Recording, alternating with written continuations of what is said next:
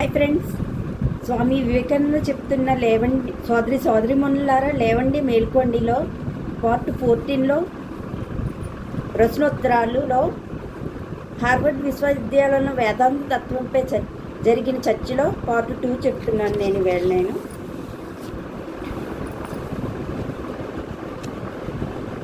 ప్రశ్న: జర్మన్ దేశంలోని కొందరు తాత్వికులు భారతదేశంలోని భక్తి సిద్ధాంతం పాశ్చాత్య ప్రభావం వలన పొడసూపినదని చెప్పుచున్నారు. మీ అభిప్రాయం ఏమి? సమాధానం: నేను దాని గురించే పరామర్శించాను. ఆ ఊహకు ఆధారమే లేదు. పాశ్చాత్యుల భక్తి వేరు, భారతీయుల భక్తి వేరు. భక్తిలోని ముఖ్య భావంలో భయమన్నది లేదు. భగవంతుని ప్రేమించటయే ఉన్నది. ఈ భక్తిలో భయంతో కూడిన ఆరాధన లేదు. ఆద్యంతం ప్రేమ భావనయే. మరియు ఈ నమ్మకం చాలా వ్యర్థమైనది. భక్తిని గూర్చి ఉపనిషత్తుల్లో మిక్కిలి ప్రాచీనమైన దానిలో తెలుపబడింది. ఉపనిషత్తులు మీ బైబిల్ కంటే ఎంతో పురాతనమైనవి. భక్తి యొక్క బీజం వేద సంహితంలోనే ఉంది. భక్తి అనే మాట పాశ్చాత్య దేశాల్లో పుట్టలేదు. అది పాశ్చాత్య శబ్దం కాదు. శ్రద్ధ నుండి భక్తి పుట్టింది. ప్రశ్న: క్రైస్తవ మతాన్ని గూర్చి భారతీయుల ఉద్దేశం ఏమిటి? సమాధానం: మంచిదనే వేదాంతం మన్నింటినీ స్వీకరిస్తుంది. వేదాంతం అన్నింటినీ స్వీకరిస్తుంది. భారతదేశంలో ఒక విచిత్రమైన భావం ఉంది. నాకు ఒక బిడ్డ ఉన్నాడనుకో, నేను వాడికి ఏ మతాన్ని గూర్చి చెప్పను. ప్రాణాయామాన్ని గూర్చి చెబుతాను. మనసుకు చాంచల్యం లేకుండా ఉంచవలసిన అభ్యాసం చేయిస్తాను. కొంచెం ప్రార్థన కూడా నేర్పిస్తాను. మీ ప్రార్థనలకు మా ప్రార్థనలకు సంబంధం ఉండదు. మా ప్రార్థనలోని తాత్పర్యం ఇట్లు ఉంటుంది: నేను సృష్టికర్తను భావిస్తున్నాను. అతడు నా మనసులో మొనరించుగాక. ఆ విధంగా అతడు విద్యాభ్యాసం చేస్తాడు.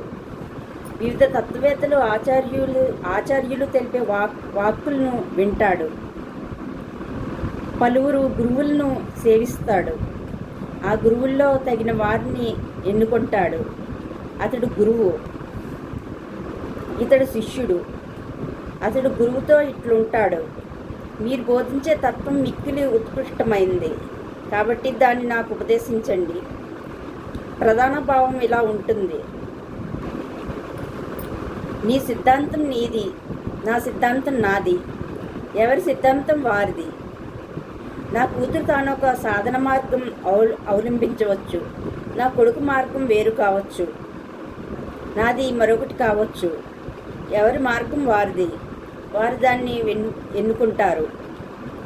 అది వారి రహస్యం. ఆ రహస్యం గురు శిష్యుల నడుమ ఉంటుంది. కనుకనే పరస్పరం వివాదపడం. దీన్ని ఇతరులతో చెప్పి ఏం ప్రయోజనం? ప్రతి వాడును తన మార్గాన్ని తను వెతుక్కోవాలి. అందుచేత సర్వసామాన్యాలైన సిద్ధాంతాలను, మార్గాలను మాత్రమే అందరికీ బోధిస్తాము. ఒంటికాలపై నిల్చుకోవడం నాకు అనుకూలంగా ఉండవచ్చు. అదే రీతిగా అందరూ నిల్చోవాలని చెబితే అది హాస్యాస్పదంగా ఉంటుంది. ఒకానొక విషయాన్ని చెబుతాను. మీకు అది పిచ్చి మాటగా అనిపించవచ్చు, కానీ నాకు అది ఉపయోగించవచ్చు. నేను దైత్వాన్ని నమ్మవచ్చు. నా భార్య అద్వైతాన్ని నమ్మవచ్చు. అట్లే నా కొడుకు యేసుక్రీస్తునో బుద్ధుడినో మహమ్మదునో పూజించవచ్చు. కానీ అతడు వర్ణాశ్రమాచారాలను మన్నించాలి. తరువాత వాడి ఇష్టం. ప్రశ్న: హిందువులంతా వర్ణం మీద విశ్వాసం కలిగి ఉంటారా? సమాధానం: వారికి అది తప్పదు. వారు నమ్మకపోవచ్చు, కానీ దాన్ని అనుసరించి తీరాలి. ప్రశ్న: ప్రాణాయామాన్ని అందరూ చేస్తారా? సమాధానం: ఒకడు మతం నిలబెట్టుకోవడానికి కావలసినంత చేయవచ్చు. మా దేవాలయాలు మీ చర్చిల వంటివి కావు. ఈ దేవాలయాలన్నీ రేపు పోవచ్చును. పోయినవని ఎవరూ దిగులు పడరు. స్వర్గం కోరుకొని కొడుకు కావాలననియో లేదా మరే కోరికతోనో ఒకడు దేవాలయాన్ని నిర్మించవచ్చు, పెద్ద దేవాలయం కట్టవచ్చు. అందులో పూజాదులు చేయడానికి కొందరు పూజారులను పెట్టవచ్చును.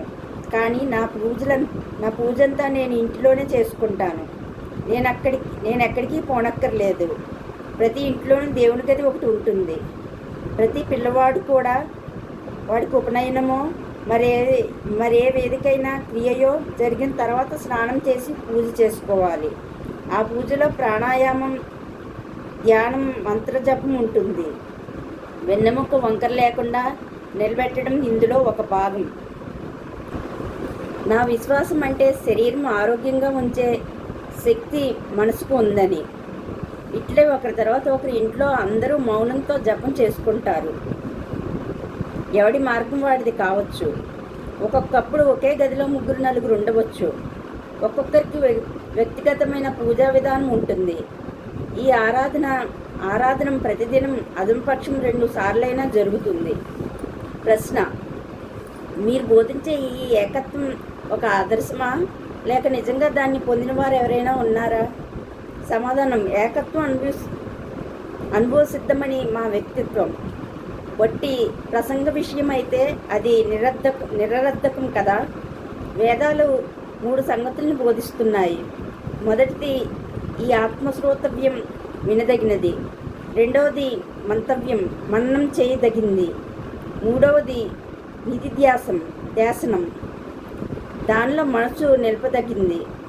దాన్ని కూర్చి వినాలి. తర్వాత నిశ్చితంగా సమీక్ష చేయాలి. తెలియకుండా దేన్ని కానీ నమ్మకూడదు. తెలిసిన తర్వాత నమ్మాలి. అలా తెలుసుకున్న తర్వాత దాని గురించి ధ్యానించాలి, అనుభవంలోకి తీసుకురావాలి. మా మతం ఇది. విశ్వాసం మతంలోని భాగం కాదు. చేతనాతీత స్థితినే మేము మతం అంటాము. ప్రశ్న: ఒకవేళ మీరట్టి స్థితిని పొంది ఉంటే దాన్ని గురించి చెప్పగలుగుదురా? సమాధానం: లేదు, కానీ ఫలితాలు బట్టి మేము దాన్ని తెలుసుకుంటాము.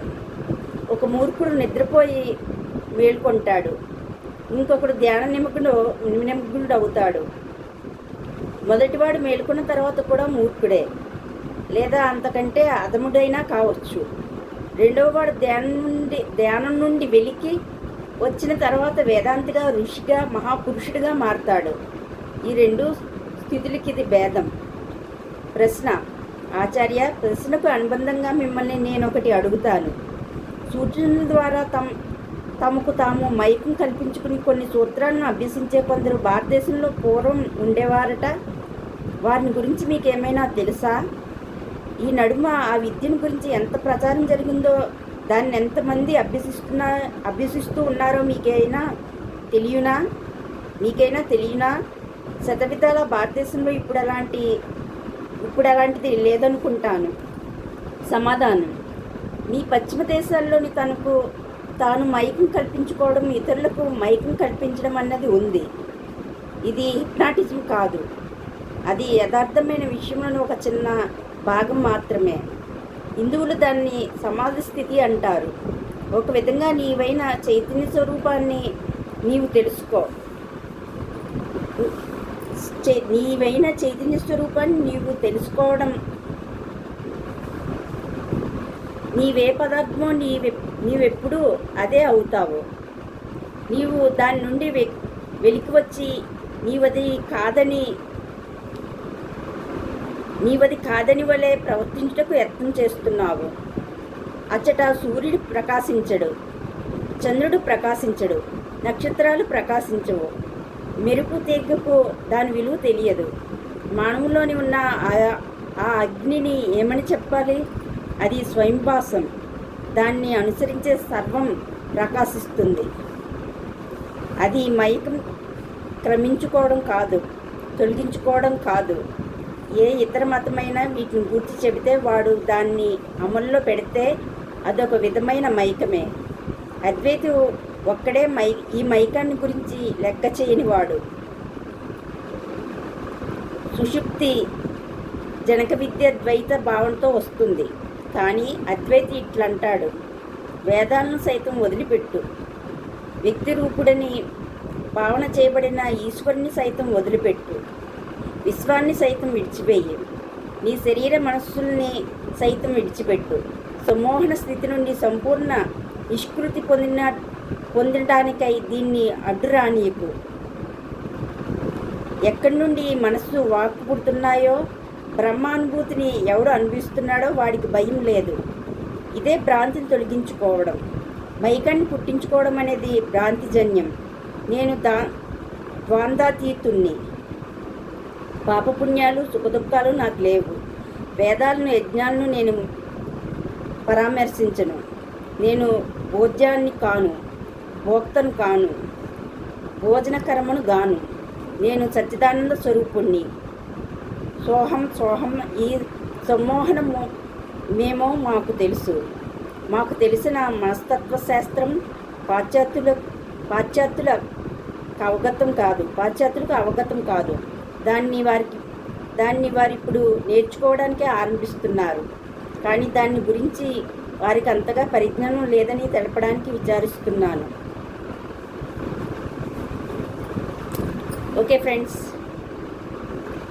వివేకానంద చెప్తాను. స్వామి సోదరిమణులారా, లేవండి మేల్కొండిలో పార్ట్ 14లో ప్రశ్నోత్తరాల్లో హార్వర్డ్